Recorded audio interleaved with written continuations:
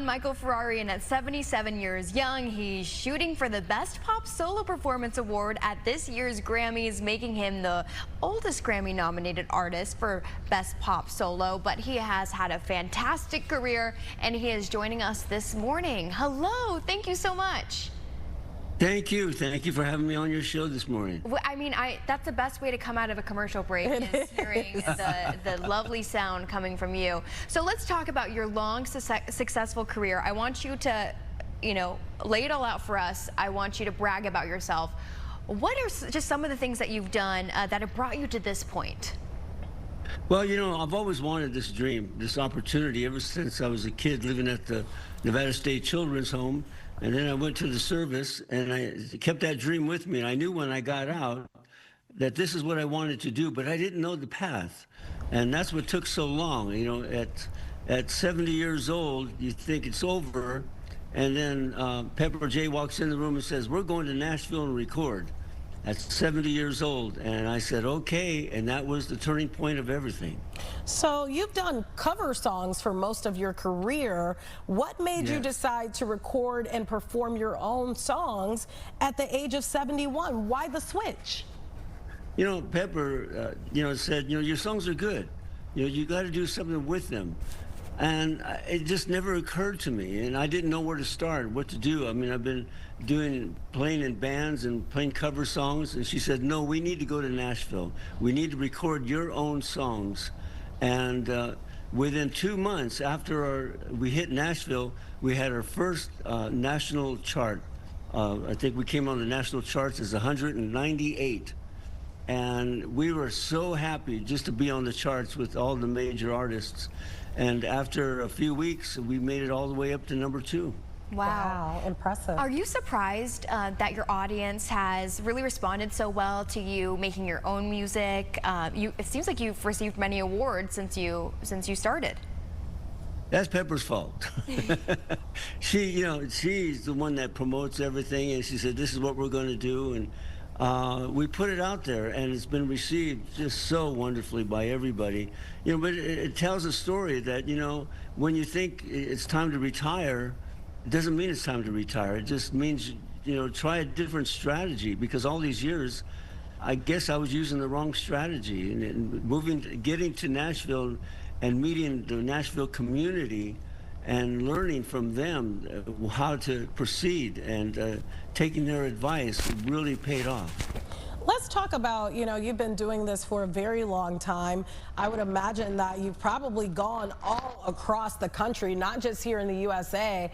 What is one of the craziest stories you remember or that you have on your docket from doing this for so long?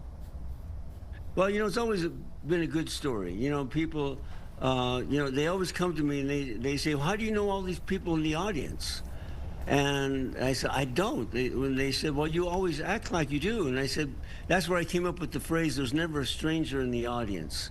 And I told that person, I said, well, I always feel like there's never a stranger in the audience. So when I come out and perform, I treat everybody as though they're my best friend. And they respond to me. When you treat an audience that way, you're going to get that kind of reaction. Well, and I already feel it here. John, are you really 77 years old? 77. I'll be 78 next month. So wow, happy early birthday. Happy birthday. You look amazing. What is your secret? I think everyone at home is going to want to know that. Definitely your skincare routine. It's amazing. Music. That's it. You got to do music. Play music, do what you love to do. You can work out and you can eat right, but that's not enough sometimes. You got to do what you love to do, and I really love what I do. I love being out there in front of the audience. I love performing. Every night I come out here to the studio and I go through my sets. I sing, I practice all the time. Do people react the same way as we do, like saying, like, hey, is he actually that age? Because you seem just so much younger. So youthful. Well, I'm glad that people receive me that way, but I think it's an attitude. I'm around a lot of young people, especially when you go to Nashville. You do the roundabouts, and all the people on stage with you, they're all young people, and they inspire me.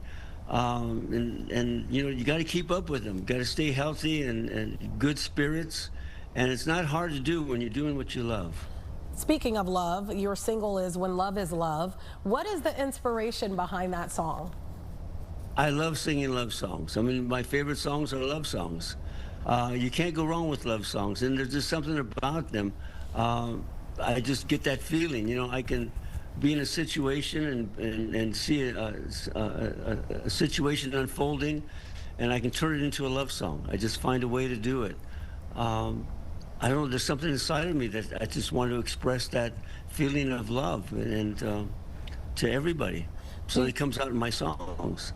Do you remember growing up that first love song that really was like an inspiration to you, that you were like, man, I'm gonna start singing love songs? What was that song that really was the inspiration for you? Oh, I had a crush on a girl in high school, and I think that was my inspiration for writing a love song. And I wrote her a love song, and I manuscripted it all out, and I took it to her house, and I handed it to her, and she said thank you, and that was the only time I ever got to speak with her. I bet you she regrets that now. I bet you she regrets that now, John. Well, somewhere, maybe she still has that manuscript someplace. I'd be interested to see that. What was the song? Do you remember the title of the song and some of the lyrics that you put in there? It was called Candyland, but, you know, I don't remember any of the lyrics. Okay. I just, you know, there's a place I'd like to be somewhere with you in Candyland or something. It was really silly. Okay. It was a silly Wow, song. okay. You're a romantic. But it was a start. It was a start. I love it. What about some other artists that you maybe draw inspiration from, whether it's the artists that you've been listening to as you've been growing up, or even now, you know, modern artists that are very popular? You know, of course, we were all influenced by Elvis, by the Beatles. I love songwriters. I love Carole King. You know, I love to listen to Johnny Mathis when I was a kid. Tony Bennett, of course, Frank Sinatra, and I love the rock and roll songs. So my music is a combination of all those songs put together. And if you listen to my songs, you'll hear little bits and pieces of that era in that song. When Love Is Love has a lot of, I was inspired by Motown songs. And that's what inspires me. I just love the music, and I love to put that in each of my songs. Some songs are more of a jazz, some are more country, and this one is kind of, I'm pop solo performance, so they put me in the pop genre with all the other pop singers like Bruno Mars, you know. I love that. If you could collaborate with any artist tomorrow, who would you want to collaborate with? If you had to pick one person out there, who would you want to collaborate with? I think David Foster or Carole King, someone like that. Well, you know what, John? It seems like really songwriting has come natural to you your entire career, even though you really started just performing your own songs. Have you been, you know, writing pretty much as you've grown into this in the spotlight? Yeah, I've always written a little bit. You know, I just never thought I was going to go this far into it until Pepper suggested we need to go to Nashville.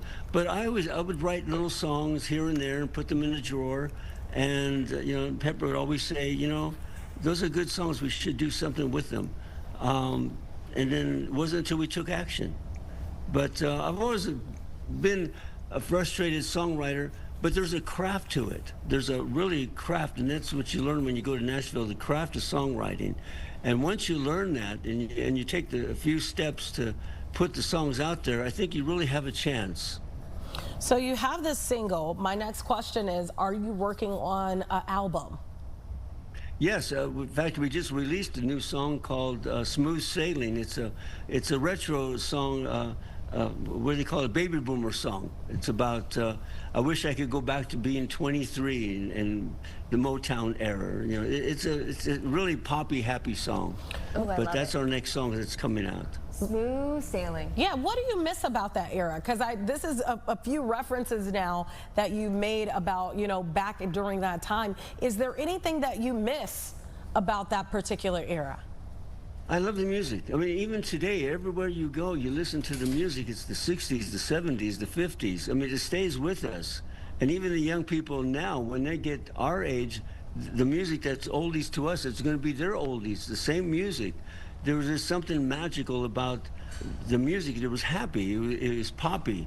Love grows where my rosemary goes. I mean, those are, Build Me Up Buttercup. Those are great songs, and they're still around today, and those were songs that inspired me.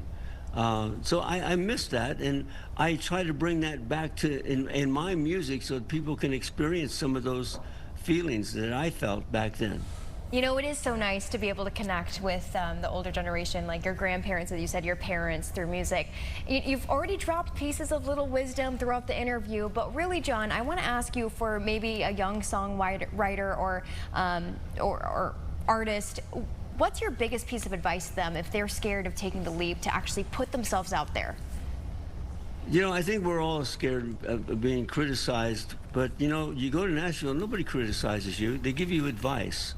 You know, learn the craft of writing. There is a real craft to how to write a song. And most people start off writing country songs and then pop songs.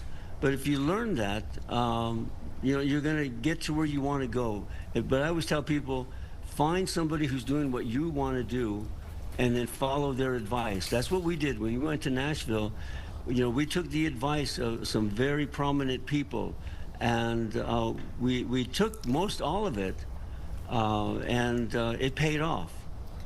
I love that, you know, and you also prove that, you know, no matter how old you are, that if you have a dream, you know, it does not matter how old you are, you can still pursue that dream and be successful at it, because John Michael Ferrari, you have been very successful at this. So congratulations to you on all of your achievements and all that you're still going to do, because it sounds like you have a lot more in store that you want to do as well. I got more songs. I got a whole lot more songs. Can you sing us a little something? Can you sing a little something for us? I want to hear a little bit of the smooth sailing, just a piece. Which one? When love is love, baby will know. Oh, there we go. No auto-tune, people, just the great sound of John Michael Ferrari. Thank you so much for joining the program. We have appreciated you more than you know. Thank you. Thank you for having me on your show. I appreciate that. Such a sweet soul, sweet spirit that you have as well. Thank you for your time today, sir. We'll see you next time.